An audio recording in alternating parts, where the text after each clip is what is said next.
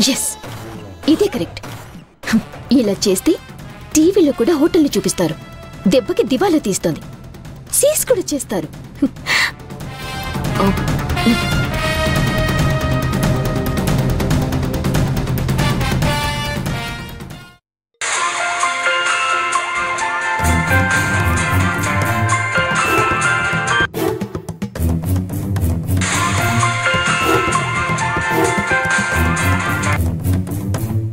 Hello madam.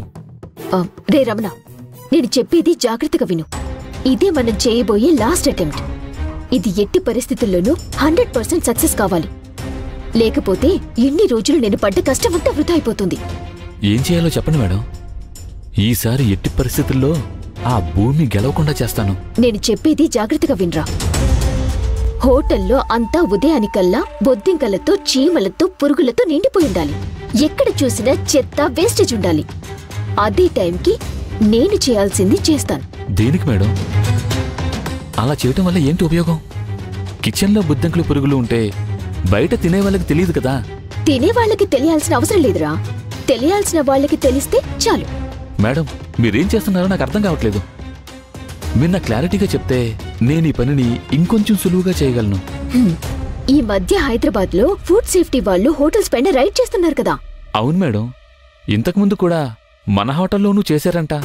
చాలా నీట్గా maintain చేస్తున్నామని వాళ్ళు వెళ్ళిపోయారంట కదా. కానీ ఈసారి అలా వెళ్ళర్రా. ఆ భూమి మాధవ్లని తీసుకెళ్తారు. మేడం?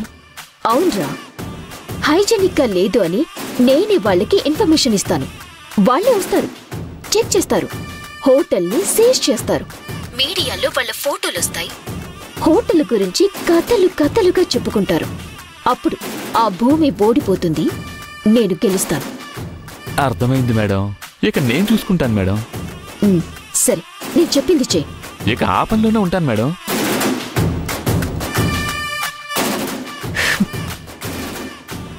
నువ్వు ఎన్ని దారుల్లో నాకు అడ్డు వచ్చినా నేను ఇంకో దారిలో వెళ్తాను భూమి.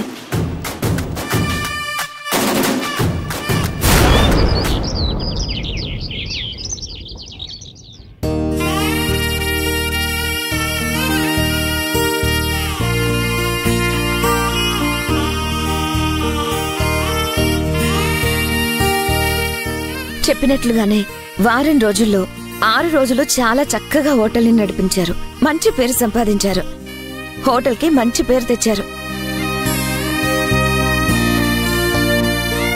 ఈ చివరి రోజు కూడా మీకు ఏ ఆటంకం రాకుండా అన్ని చక్కగా జరగాలని దేవుడికి పూజ చేశాను. హారతి తీసుకోండి. నీ హారతులు, ఆశీర్వాదాలు ఈరోజు పనిచేయవు మహాలక్ష్మి. వాళ్ళు వెళ్లేటప్పటికి వాళ్ళ కోసం ఫుడ్ ఇన్స్పెక్టర్ రెడీగా ఎదురు చూస్తూ ఉంటాడక్కడ. హోటల్ శుభ్రంగా లేదని, నాణ్యత లేని భోజనం పెడుతున్నారని, సరుకులు సరిగా లేవని రకరకాల కారణాలతో హోటల్కి సీజ్ వేస్తారు. 6 రోజులు గెలిచేశామని ఆనందపడుతున్నారు కదా. 7వ రోజు మూతేశారని బాధపడతారు. జరగబోయేది అదే. చూస్తూ ఉండు. ఈ రోజు మాధవ్ని కానీ, భూమిని కానీ, ఆ హోటల్ని కానీ ఎవ్వరూ కాపాడలేరు.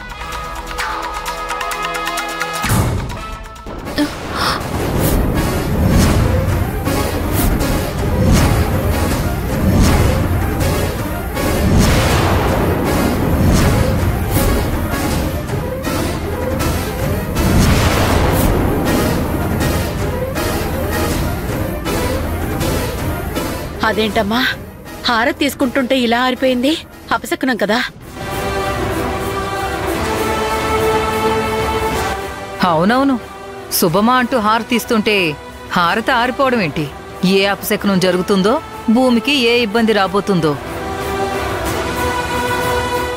ఎందుకొస్తాయి కష్టాలు? అంటే హారతిలా అర్ధాంతరంగా ఆగిపోవడం అంటే మంచిది కాదంటారు కదా. మంచిది కాదు అంటే చెడనేగా. అందుకే భూమికి ఏ చెడు రాబోతుందో అని అంటున్నా.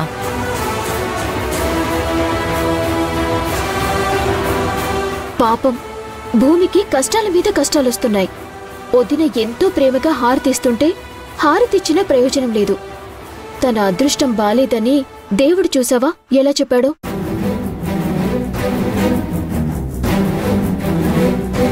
అయ్యయ్యో, ఇప్పుడేం చేయాలి? నా కాళ్ళు చేతులు ఆడటం లేదు. అమ్మా మహా, గుడి దగ్గరికెళ్ళి పూజారి గారిని కనుక్కొద్దామా? ఇలా జరిగిందేంటి? దీనికి విరుగుడు ఏమైనా ఉందేమో కనుక్కుందామా? ఎందుకు మీరందరూ ఇంత చిన్న విషయానికి ఇంత భయపడుతున్నారు? గాలికి దీపం ఆరిపోకుండా ఉంటుందా? హారతి ఆరిపోకుండా ఉంటుందా? గాలికి ఆరిపోయిందని, నాకేదో జరుగుతుందని ఎందుకు భయపడుతున్నారు? ఏమీ కాదు, మీరు ధైర్యంగా ఉండండి.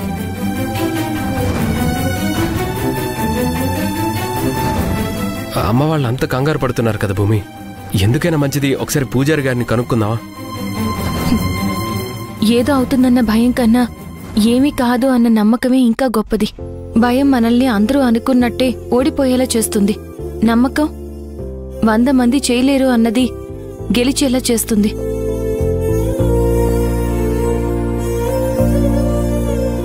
ఏం కాదు అన్న నమ్మకంతో వెళ్దాం. మిగిలింది ఆ దేవుడే చూసుకుంటాడు. పదండి. భూమి, ఈ పూటకి వెళ్ళకపోతే ఏం కాదులే, ఇంట్లోనే ఉండు. అంతగా అవసరమైతే మాధవ వెళ్ళొస్తాడు. నేను లేకుండా అక్కడ తనొక్కడే ఏం చేస్తాడు వదినా? ఇన్ని రోజులు హోటల్ని బాగా చూసుకోవాలి అనుకున్నాం, చూసుకుంటున్నాం.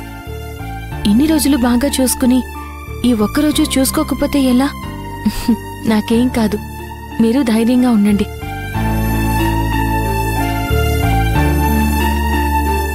అత్తయ్య వెళ్ళొస్తాను, వదినా వెళ్ళొస్తాను, అలేఖ్య వెళ్ళొస్తాను.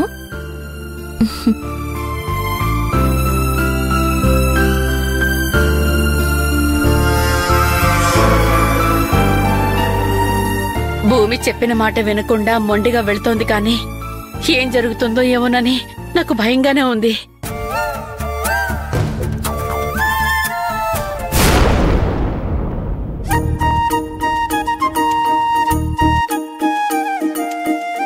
ఏంటి భూమి, రోజు కంటే చాలా హ్యాపీగా కనిపిస్తున్నావు. ఈ రోజు మీ ఆయన మీద ప్రేమ కాస్త ఎక్కువైందా? ఆ ప్రేమ ఎప్పుడూ ఒకేలా ఉంది. ఈ రోజు ఎక్కువ రేపు తక్కువ అలా ఏం ఉండదు. అలాని కాదే, రోజు కంటే ఈ రోజు కొంచెం స్పెషల్ గా నీ మొహం కనిపిస్తుంటే, నీ మొహంలో నువ్వు చేసే పనిలో స్పీడు ఇవన్నీ చాలా హ్యాపీగా ఉన్నప్పుడే జరుగుతాయి. అందుకే అడుగుతున్నా. ఈ రోజు లాస్ట్ రోజు.